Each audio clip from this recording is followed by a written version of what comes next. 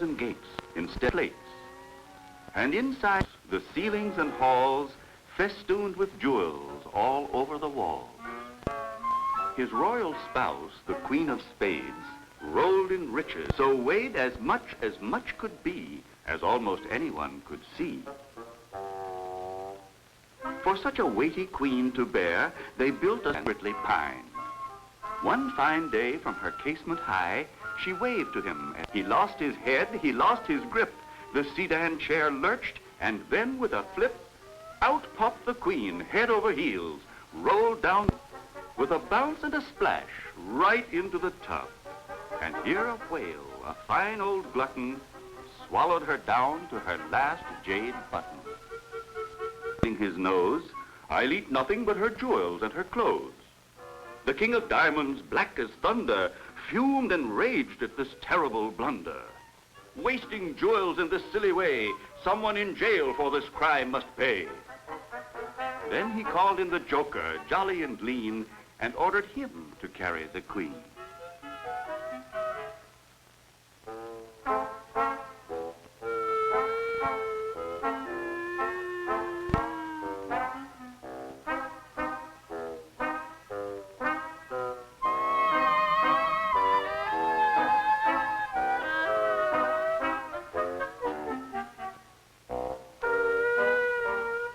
And off were marched to the prison cell, the Jack of Hearts and his damoiselle.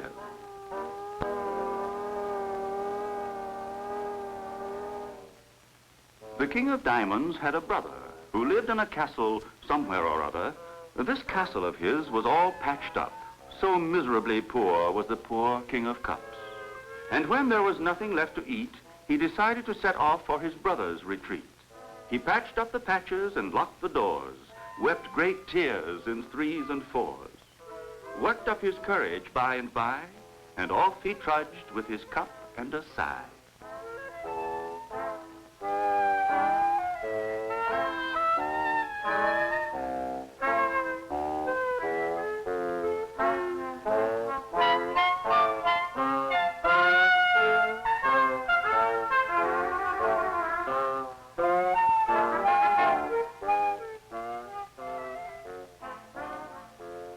Said the poor king to his brother dear, my stomach's quite empty of food, I fear.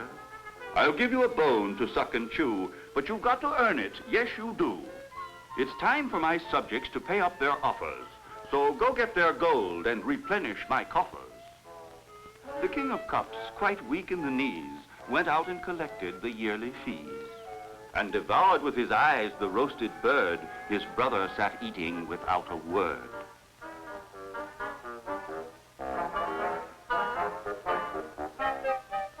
His stomach leapt at this terrible sight. His mind went blank, and then out like a light. And seized by a fever, first hot, then cold, right out the window he tossed the gold.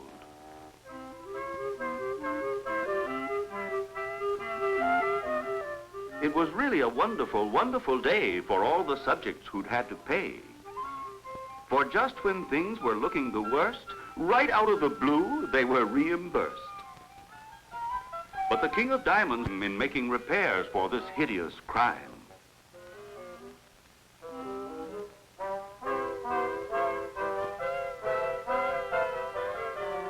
He put the joker in charge of the treasure, and then decided, just for good measure, to lock King Cups in the prison cell with the Jack of Hearts and his damoiselle.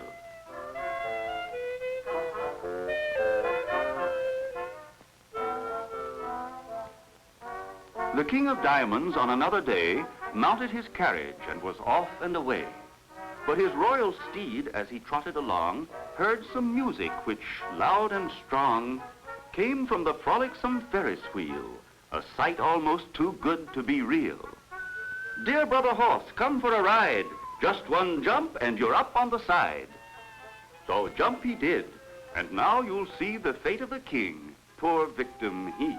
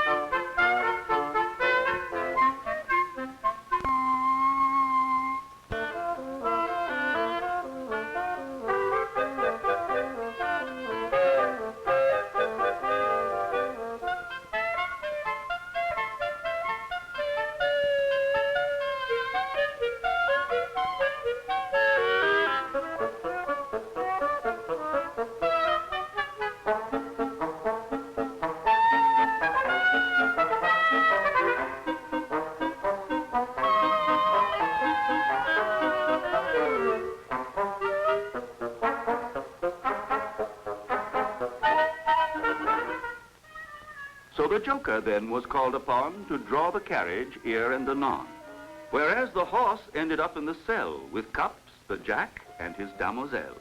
One by one, all the cards in the pack landed in jail, and that's a fact. But then round the castle one fatal night, a storm broke out with fury and might.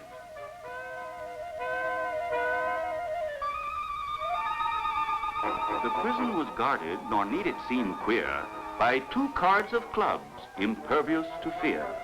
A bolt of lightning, before they could blink, seared them to ashes as quick as a wink.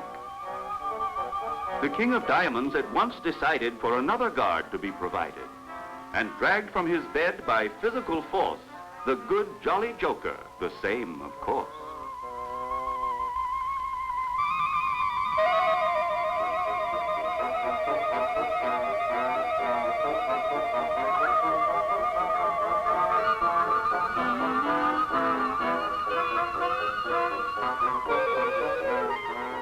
But this time the joker was deeply repelled, so without much ado he up and rebelled. He threw wide the door of the prison cell, let out the jack and his damoiselle, the King of Cups and the noble Speed. Over the rainbow into the blue, one after the other flew. Then down the rainbow on the opposite side and into a boat just right for the ride.